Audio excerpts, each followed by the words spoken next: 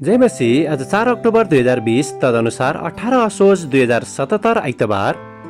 आज हामी माथिल्लो कोठाबाट हेर्नेछौँ। आजको शीर्षक छ टेबल संगति। आज हामी परमेश्वरको वचन एफिसी 4 को 3 देखि 6 सम्म पाठ गर्नेछौँ। शान्तिको बन्धनमा पवित्र आत्माको एकता कायम राख्न प्रयत्न गर।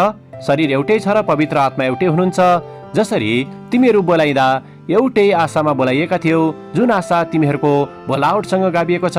एउटै प्रभु, एउटै विश्वास, एउटै बप्तिस्मा, हामी सबैका एउटै परमेश्वर र पिता, जो सबै माथि, सबैका मध्य र सबैमा हुनुहुन्छ। आमेन। प्रेरित 2:42 लेखक यहाँ जोड दिनुहुन्छ। तिनीहरू प्रेरितहरूका शिक्षा, संगति र रोटी भाँच्न र प्रार्थनामा भक्ति साथ लागिरहन्थे। आमेन। लेखक आफ्नो अनुभवलाई यहाँ यसरी वर्णन गर्नुहुन्छ।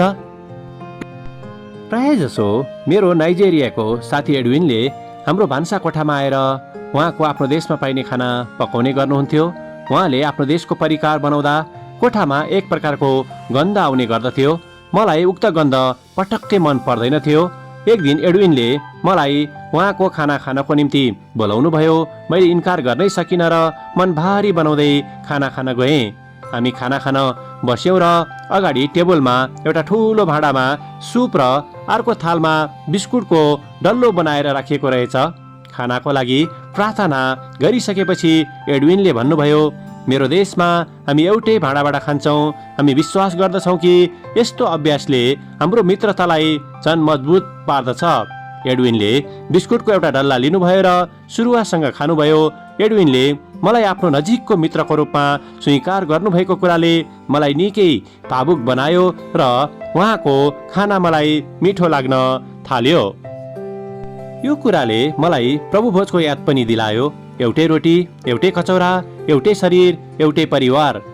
हामी रूपान्तरण प्रभुको टेबलमा आएर हुन सक्दछौँ भन्ने कुरालाई मैले स्पष्टसँग बुझ्न सकेँ। परमेश्वरले हामीलाई ख्रिस्टको शरीरमा जोड्नुहुन्छ। जसै हामी मण्डलीमा वा विद्यालयमा सँगै खाना खान बस्छौँ भने यस्तो टेबल संगतिले हामीलाई रूपान्तरण पनि गर्दछ। हामी एउटै टेबलमा आएर सँगै खाना खान्छौँ, जसले हाम्रो मित्रतालाई झन् प्रगाढ बनाउन सक्दछ। येशूले पनि आफ्नो अन्तिम भोज चेलाहरूसँगै गर्नुभएको थियो। हामीले पनि अरू मानिसहरूलाई सँगै खाना खान बोलाउन सक्दछौँ। यसरी सँगै खाना खाँदा हामी परमेश्वरको परिवारमा भएको आनन्दको प्रत्याभूति गर्न सक्दछौँ। आमेन। आजको विचार, प्रभुको टेबलद्वारा म अरू क्रिस्चियनहरूसँग एउटै परिवारको सदस्य बन्दछु। प्रार्थना। प्यारो प्रभु येशू, जसै तपाईँले हामीलाई तपाईँको टेबलबाट खानको निम्ति बोलाउनु भयो, हामीलाई तपाईँको परिवार बनाउनु भयो, हामीलाई पनि तपाईँकै उदाहरण पछ्याउनको निम्ति सहायता गर्नुहोस्। हामीले पनि अरू मानिसहरूलाई तपाईँको टेबलमा तपाईँको परिवारको सदस्य हुन निमन्त्रणा दिन सकौँ। येशूको नाउँमा आमेन। आजको लेखक केविन थोमस, अलाबामा, अमेरिका। आजको प्रार्थनाको विषय एक्लो महसुस गरिरहेका मानिसहरूको निम्ति।